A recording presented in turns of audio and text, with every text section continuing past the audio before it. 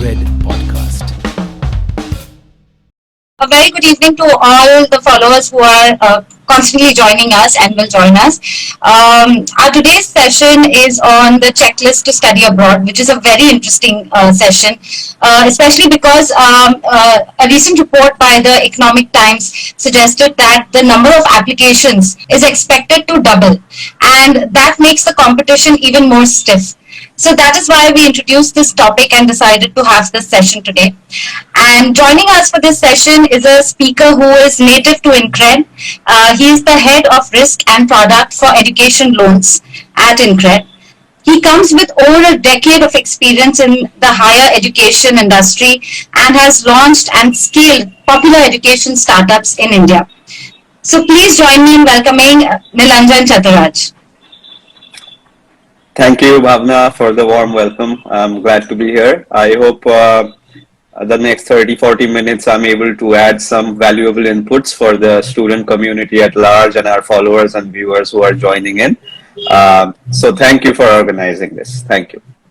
Perfect. So Nilanjan, my first question to you is about timing, right? Timing is key. So when do you think is the right time to start planning education abroad for students? I would suggest a minimum of 1 year. So if you are targeting fall, which is August or September of say 2022, you should start your preparations for that at least a year prior, which is August of 21. I would actually suggest you start a little ahead of that, but about 1 year optimally. Not to say that if you go a little below 1 year, you are not going to make it.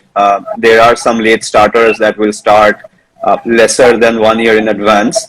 But to be on the safe side and to ensure there are no last minute surprises and to make it to the deadline set by various universities in a timely manner, I suggest at least 1 year ahead is an optimal time to get started. Also, as opposed to us Indians in the West, in most of these countries, people are very finicky about deadlines and time limits. And so, missing the deadline is something you don't want to do for admissions, because if you miss it, most colleges will not accept it. Even if it's like 1 day late, they will tell you to apply for the next semester or next year. So yeah, 1 year optimally is about when I suggest maybe a little bit ahead of 1 year even. Great. And when it comes to selecting the country, the universities, what are the most important factors that students should consider? Well, I mean, that's a very big question. Actually, it's a really good question and a big question. So, what should you look at? Well, there are various things that one can look at, and it really depends on who you are and what your aspirations and goals and backgrounds are to decide which countries, colleges, programs to apply to. Some pointers I can give is obviously you need to first start with gauging yourself in the best possible manner in understanding what your past credentials and academic achievements, co-curricular achievements have been, also professional experience, which can be very important,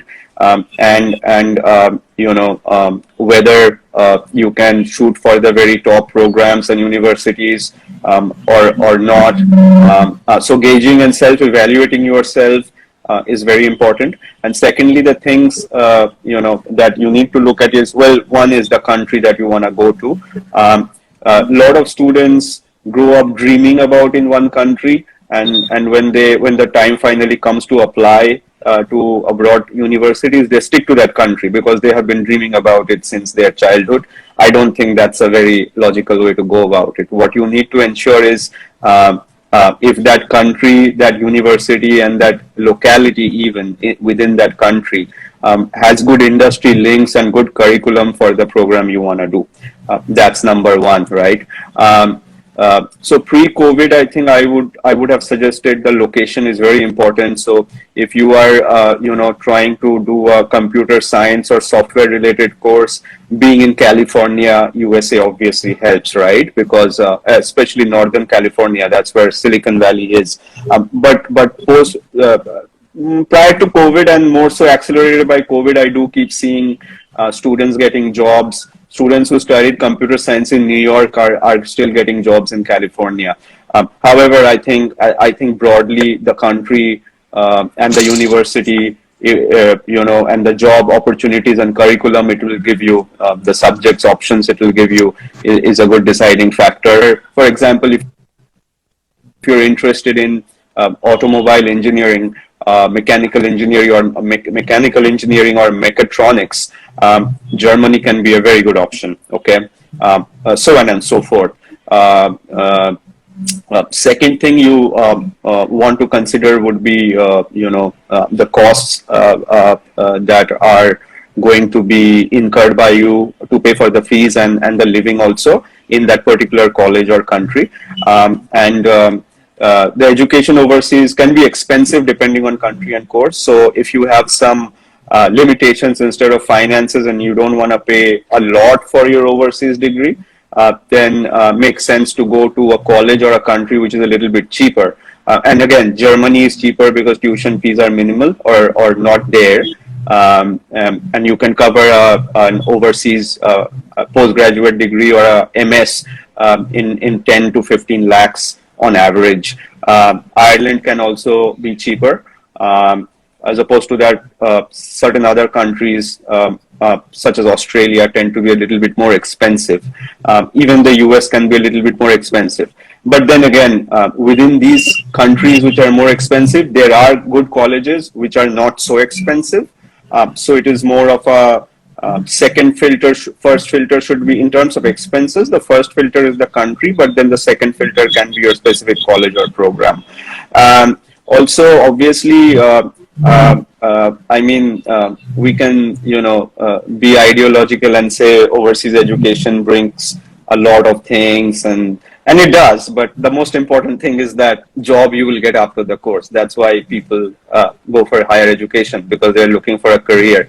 So you wanna go to a college which is giving good placements and career opportunities once you're done with the studies, and therefore it is important to look through the career reports of the course that you are going to study and whether that course in that particular college is also giving good career opportunities. Lastly, obviously, from a standpoint of getting some further inputs and help, ex-students or seniors from your college where you did your undergraduation, if they are there in that country or university, it's a very good idea to get in touch with them and get further inputs on the quality of education, job opportunities, costs, all of these things. These are primarily the bigger factors one should keep in mind. There are obviously some smaller factors like the climate. Is it a small town or a big town? So if you are born and brought up in a big city like Bombay, going to a very small city in the US or Canada or Australia or UK may create some issues. Again, I think those are secondary, but it depends on who you are. So, climate and food and weather and whether it's a small setting or a large setting, all of that makes sense. If you do care about those things to look into. So again, Bhavna, this is a pretty profound question. I think I tried answering it to the best of my ability now, but actually this is a very long answer. It can go on and on and on. But some pointers hopefully will come handy to our viewers on this question. Absolutely, Nilanjan. I think you summarized it very well. You broke it down very well. But obviously, there's an entire. In fact, we can host an entire session on that. But thanks for taking that question. So coming to the crux of our session today, right? So if you had to define a sort of checklist or milestones when that students should have in mind when they are approaching studying abroad, if you had to break that down, how would you break it up as? Yeah, sure. Let's see the milestones. Like I said, you want to start 1 year early, at least 1 year before your intended intake semester. You want to start 1 year early, and one of the first things you need to do, so you can't do, this is not a linear approach that you do one thing at a time. You have to do multiple things in parallel simultaneously. And these things to start with are that you want to get your entrance exams, and these are not entrance exams per se. These are standardized exams like GRE, GMAT, and if you're at undergraduate level is SAT and ACTs, etc. You want to get those knocked out as soon as possible. So at least a year before you are trying to go abroad, you should have your GRE, GMAT, and other entrance or standardized exams taken care of. You should have already attended it and gotten a score also. Similarly, and obviously there are some universities and countries which do not require the GRE or GMAT. So obviously then you don't have to, if those are the countries and universities you're planning to attend, then you don't have to, do the GRE, GMAT process that I just spoke about. However, there is an English language testing that is mandatory for pretty much all countries. Some UK universities are actually waiving the English language requirement also of late since COVID, but most of the other countries will need it. So you want to get the English language testing done a year before, and this includes, these tests are commonly your IELTS or TOEFL or PTE, Pearson's Test of English.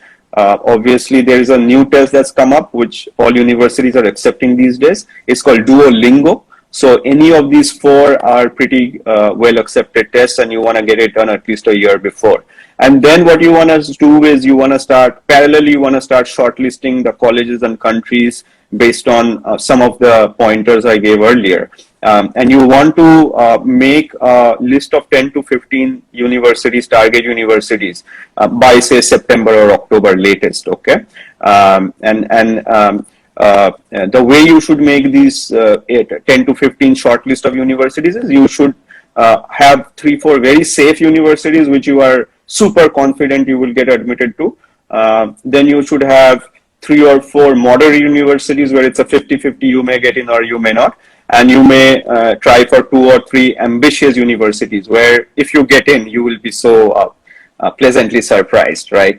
So that's how you want to break down your list of 10 or 15 target universities, and you want to get that done by say October or something like that, maybe into November a little bit.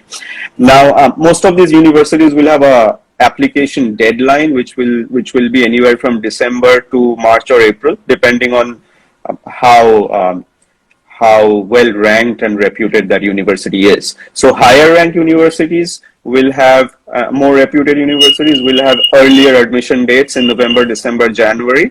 And as you go down the list into second tier, third tier universities, the admissions deadline will be in Feb, March, April, okay? But you want to stay prepared for that. And again, you don't want to miss that admissions deadline. And then obviously in terms of application material, you need to apply to these universities, and it's a grueling process. You will need to have all your academic documents, your college transcripts, passing certificates, letter of recommendations from your professors or your bosses at work if you have professional experience. Letters of recommendations are very, very important and very critical. And so is the statement of purpose. So you want to start preparing your letter of recommendations and statement of purposes in parallel around November, December, okay? And be ready with them before, you should probably start a little earlier in October and have them ready by November end so that you can shoot them out along with your application packets. Now, the letter of recommendations and SOPs are, SOP you have to mail directly, and the letter of recommendation has to go from your recommender to the university directly. So you need to make sure that all of that is in place. You may have a few rounds of interviews even with the admissions team if needed, over phone or Skype or Zoom or something.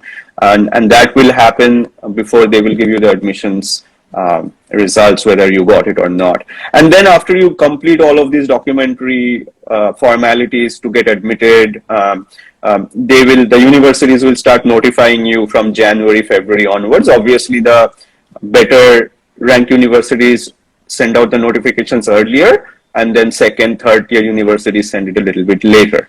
Then by say, depending on which university you're getting into, between January and April, you will get admitted. Okay, you will know if you got admitted into your shortlisted universities where you applied. Um, Once you get admitted, you will then have to probably show funds or pay a deposit, which depends on university to university and country to country. Okay, so in the US, you don't have to pay much of a deposit upfront, but you have to show them that you have funds to pay for your college or your university, and based on those funds, the college will release something called the I-20 form to you. And I-20 forms are a legal requirement from US, the country US, the US government requirement, and it's needed for you to apply for the visa. So this I-20 will come to you, say, between February and May sometime. And then with the I-20, you are going to go ahead and apply for a visa, and the visas are typically applied for in June or July, and then you will fly off in August. So it's a long run, complicated process. Now on the I-20 part, other countries have a similar document, but it's not called the I-20. For example, in Canada, it's the visa letter or acceptance letter, which will act as a document of confirmed admission to go ahead and apply for the visa. Similarly, in the UK, it's called the CAS, Confirmation of Approval of Studies. And in Australia, it's called COE, Confirmation of Enrollment. So they have different terminologies for the similar process, which is basically showing funds or paying your fee, then getting this document with which you can then process your visa. The visa can take anywhere between a few days to a few months, depending on the country. Some countries like Canada, Australia, UK do take month or 2 or 3 to process the visa. So obviously you want to start much earlier, and you want to apply for the visa much earlier, not in July if your course is starting in August. So these are the different milestones. It's a complicated, I mean, people who embark on this journey in itself, hats off to everybody, because it's a grueling journey, but it's the best journey you will ever take in your life, because if you do get admitted and go get that coveted MS or MBA degree from a good college overseas, your career is going to take off in ways that you have never ever imagined. So yeah, Bhavna, that's all I can say on the milestone and documentary checklist vis-a-vis the timeline. That's really helpful, Nilanjan. It does seem a little overwhelming, especially for someone who's new to the entire process. So, would you recommend students should reach out to counselors, or you think that's something that online research can help with, or having a counselor is a big add-on, or is a must for that matter? Also, again, yes and no. It depends on who you are. If you do not have much confidence or exposure to the whole abroad education sector, because it can get a little overwhelming, the number of colleges and courses out there, which one to select, etc., then it's a good idea to go to a counselor. However, there are a lot of websites and resources available online to where if you really got into it, one can do the research by themselves. If you are a person who's working currently, 10 to 6 or 9 to 6, and you're finding it very difficult to do this research on your own, then I think it's a good idea to go to a counselor or take. But if you have time and the resources to do this yourself, then it can be done yourself independently.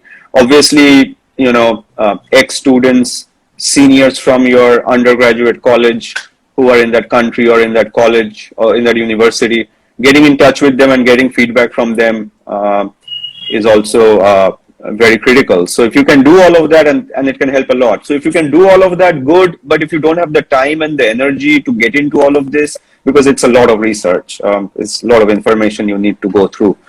So if you don't have the time and energy for it, counselors are a definite good option. They have a wealth of information. They have sent hundreds or thousands of students like you to that particular campus in the past. So they will tell you what's what. So yeah, they can be a good resource for sure. Okay. And Nilanjan, I cannot end or conclude the session without asking you about how can students, as we all agree, it's an expensive affair.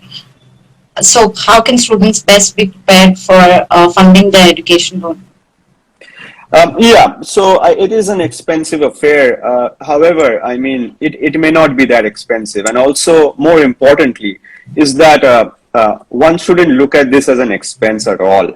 This is an investment, okay?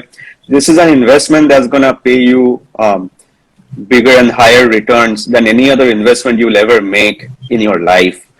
And we see this example again and again and again in the past 12 years that I have been involved in building student loan platforms, scaling them up.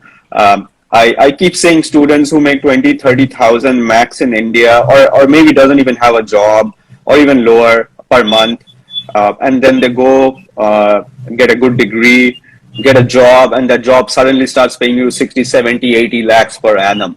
And that happens in a 2 to 3 year time frame. This kind of returns within a 2 or 3 year time frame is unheard of anywhere in the world except for higher education. So higher education is not an expense, it's an investment. And that's the perspective that everybody should have while thinking about the costs associated with a degree overseas. Now, again, it can get expensive depending on your degree, on your type of program, on your college, on your country. But the good thing is that there are options available these days. 20 years ago, there were no education loan options for Indian students. They were very few and far between in the market. But now, NBFCs like InCred and there are a few others that have really changed the ball game there. And they are doing a great job, phenomenal job, helping out students who wouldn't otherwise be able to afford this education or this degree. And these loans are education loans. They are pretty student friendly. Most of these companies give loans without a collateral. There can be some conditions, but usually you don't need to put a property backing, especially at InCred. I mean, most of our loans are unsecured and very high value loans, right? 40, 50, 60, 70 lakh loans. Unsecured, we give the loans purely on the basis of how good the student is and the college is. And so you don't have to put a property in, you don't have to, and also, the processes are much simpler. You don't have to go to a bank and sit there for months and months and chase the bank manager. With InCred, everything is online now. So you go to our website, apply there, upload your documents there, track the loan status, get the sanction letter online, make the payments online. Everything is online. So the access to loans have become much easier in India, and also the loan market, the education loan market, the specialized education loan market attending to students in need has really evolved a lot over the last 1 or 2 decades. So the education loan is obviously a very good option to finance your higher education abroad if your family doesn't have the needs.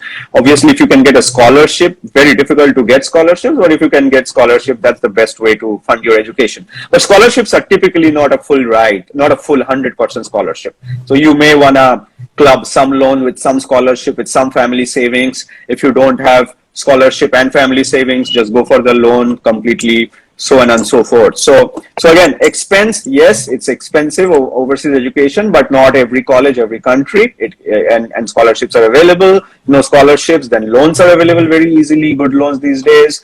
And lastly, again, not an expense, it's an investment, best investment you'll ever make. So keep that in mind.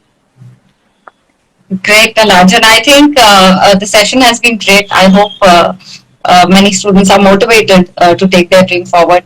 If there is absolutely anything you'd like to say to conclude the session, please go ahead, and then we'll take up a few of the audience questions. No, I think, I mean, I like I said, I mean, hats off to everybody that are targeting or aspiring for education overseas. Just dreaming about it is the starting point. It can be a life-changing. It can be a life-changing experience. It is a life-changing experience in a positive manner. 99.9%, 99% of the times. So congratulations to everybody that's targeting overseas education in the coming months. Yes, as Bhavna said earlier, that when we started that, college applications are about to double or triple for the next fall.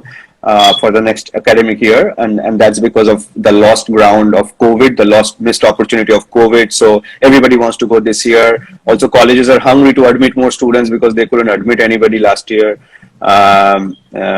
So there will be many more students applying. So it will be competitive for sure. At the same time, colleges are gonna admit more students, so it gets some sort of compensatory measure there, right? That there will be more students, but there will be more seats for admission also in the next 1 year. And again, I mean, the youth of the country of India and all other countries, they are the future.